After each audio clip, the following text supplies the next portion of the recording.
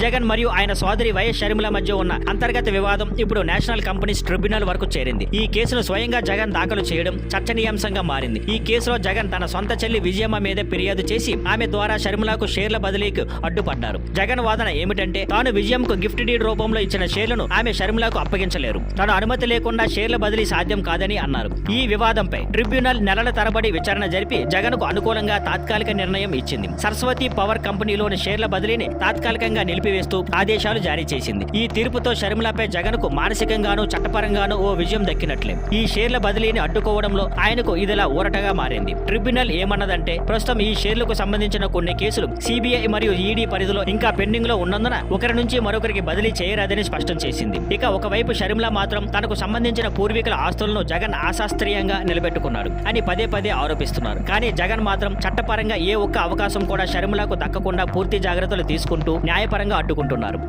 Thank you for watching. Please like, share and subscribe.